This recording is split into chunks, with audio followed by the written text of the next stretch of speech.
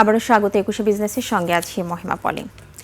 বন্ধ শিল্প কারখানা পুনরায় চালু এবং ঝিমিয়ে পড়া অর্থনীতিতে গতি ফেরাতে ৬০,০০০ কোটি টাকার প্রণোদনা তহবিল ঘোষণা করেছে Bangladesh bank. Garments, textile, steel, ceramic, IT, কৃষি সহ ক্ষুদ্র ও মাঝারি খাতের উদ্যোক্তারা এই বিশেষ তহবিল থেকে স্বল্প সুদে ঋণ সহায়তা পাবেন। ঘোষিত প্রণোদনা স্কিম বাস্তবায়ন হলে ২৫ লাখের বেশি মানুষের কর্মসংস্থান হবে বলে আশা করছেন বাংলাদেশ ব্যাংকের গভর্নর। মানিক শিকদার রিপোর্ট।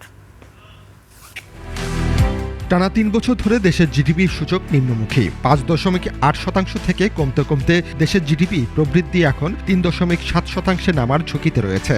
ধাক্কা খেয়েছে গার্মেন্টস, টেক্সটাইল, স্টিল, সিরামিক ও আইটি খাত।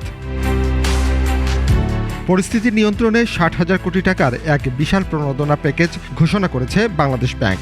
শনিবার মতিঝিলে বাংলাদেশ ব্যাংকের প্রধান কার্যালয়ে এক সংবাদ সম্মেলনে এই প্যাকেজের বিস্তারিত তুলে ধরেন গভর্নর মোহাম্মদ মুস্তাকুর রহমান। আমরা এই স্কিমটা বাস্তবায়ন হলে এক্সপেক্টেড আউটকাম যেটা আশা করছি সেটা হচ্ছে যে আমাদের ইন্ডাস্ট্রিয়াল রিভাইভাল হবে, আমাদের প্রায় 2.5 মিলিয়ন জব ক্রিয়েশন হবে, এক্সপোর্ট রিকভারি হবে, এগ্রিকালচারাল বুস্ট হবে, রেমিটেন্স গ্রোথ বাড়বে বলে আমরা আশা করছি, স্বাভাবিকভাবে জিডিপি গ্রোথও বাড়বে, গ্রিন ইনভেস্টমেন্টের পরিমাণটা বাড়বে, বিজনেস কনফিডেন্স আবার ফিরে আসবে। ঘোষিত এই প্যাকেজের মধ্যে ৪১,০০০ কোটি টাকা দেওয়া হবে পুনঃ অর্থায়ন স্কিমের আওতায়, আর বাকি ১৯,০০০ কোটি টাকা বিতরণ হবে কেন্দ্রীয় ব্যাংকের নিজস্ব সহায়তা তহবিল থেকে। সবচেয়ে বেশি বরাদ্দ দেওয়া হয়েছে বন্ধ শিল্প ও সেবা খাতে ২০,০০০ কোটি টাকা। এছাড়া কৃষি ও গ্রামীণ অর্থনীতিতে ১০,০০০ কোটি, সিএমএসএমই খাতে ৫,০০০ কোটি এবং উত্তরবঙ্গকে কৃষি হাব হিসেবে গড়ে তুলতে ৩,০০০ কোটি টাকা বরাদ্দ দেওয়া হয়েছে। এছাড়া ক্রিয়েটিভ ইকোনমির জন্য রাখা ৫০০ কোটি টাকা ঋণ নয়, দেয়া হবে অনুদান হিসেবে। এটা শুধুমাত্র নাটকই না, গানই না, এটার মধ্যে হস্তশিল্পই না, পেইন্টিংই না, যে কোনো ক্রিয়েটিভ কাজের জন্যই এই এই এই ফান্ডটা আমরা ব্যবহার করব। বাংলাদেশ ব্যাংক ৪% সুদে ব্যাংকগুলোকে অর্থ দেবে। ব্যাংকগুলো সর্বোচ্চ ৩% স্প্রেড যোগ করে ৭% সুদে ঋণ দিতে পারবে। কয়েকটা ব্যাংকে অ্যাক্সেস লিকুইডিটি আছে, কিছু জায়গায় টাকা নাই। সো আমাদের কাজটা হচ্ছে যাদের অ্যাক্সেস লিকুইডিটি আছে সেইখান থেকে টাকাটা নিয়ে ব্যাংকিং সেক্টরেই আবার টাকাটা ফিরিয়ে দেওয়া। উচ্চ সুদ আর খেলাপি ঋণের চাপে যখন ব্যবসায়ী ও আমানতকারীদের আস্থা তলানিতে, তখন বাংলাদেশ ব্যাংকের এই মেগা প্যাকেজ দেশের অর্থনীতিকে কতটা চাঙ্গা করতে পারে, এখন সেটাই দেখার বিষয়। মানিক শিকদার, ২১ টেলিভিশন, ঢাকা।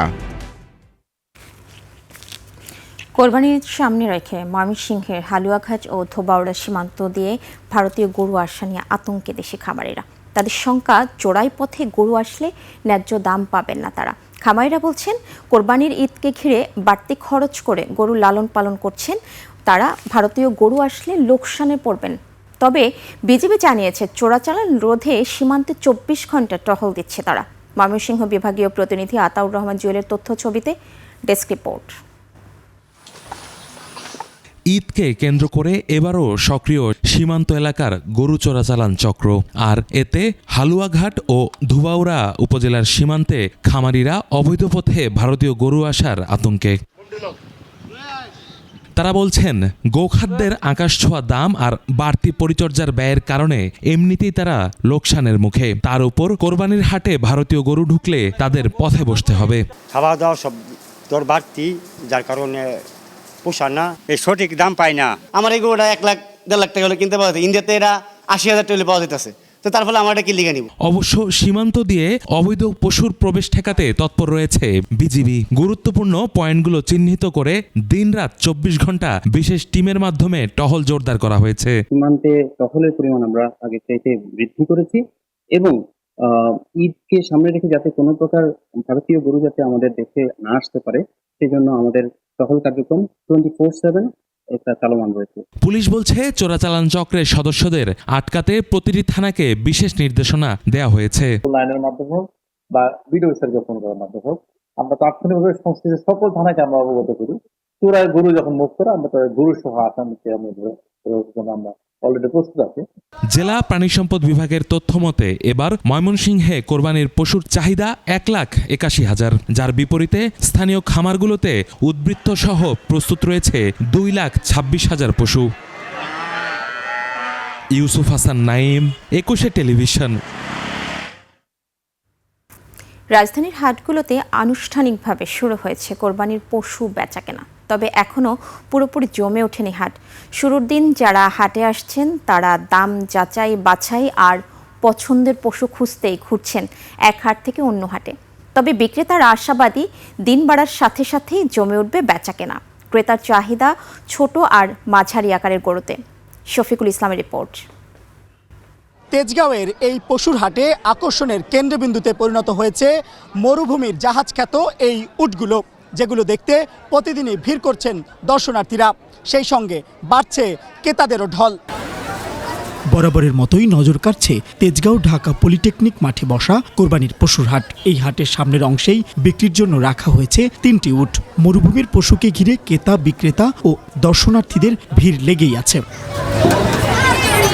অনেকেই পরিবার পরিজন নিয়ে এসেছেন হাটে। কেউ কেউ মুঠোফোনে ফ্রেমবন্দি করছেন উটের সাথে কাটানো মুহূর্ত। ক্রেতারা বলছেন হাটে পশুর কোনো ঘাটতি দেখছি না, তবে দাম গতবারের তুলনায় বেশ চড়া মনে হচ্ছে। আর তাদের আগ্রহ ছোট ও মাঝারি আকৃতির গরুতে। এটা উট দেখার জন্যই আসা, এবং এখনো দরদামে ওভাবে হচ্ছে না। দেখি সামনে যতটুকু হয় তারপরে কিনবো।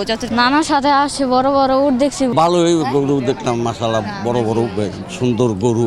এবার উঠছে কটার বাজার তেজগাঁয়। প্রথম দিকে তো দামটা একটু চড়া, গরু আবার দেখি পছন্দ হইলে বলে দাম চাই আকাশ ছোঁয়া দাম। বিক্রেতারা দাম বেশির পিছনে গোখাদ্যের চড়া মূল্য এবং অতিরিক্ত পরিবহন ভাড়াকেই দায়ী করছেন।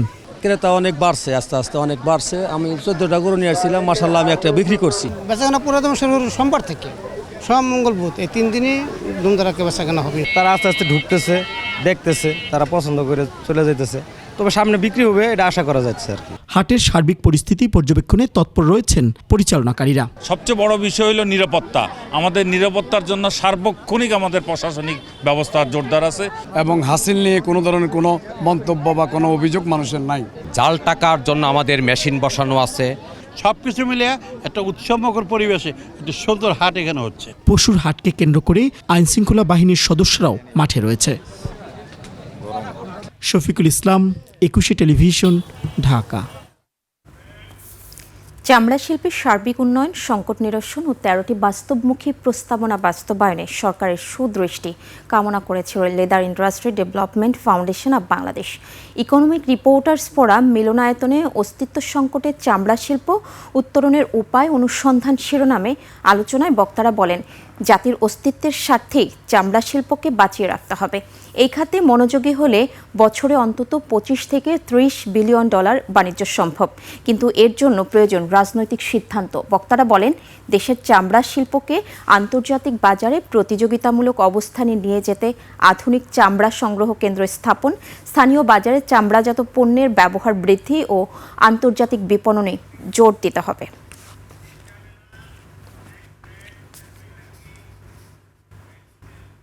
দর্শক, নিচ্ছি ছোট্ট একটা বিরতি।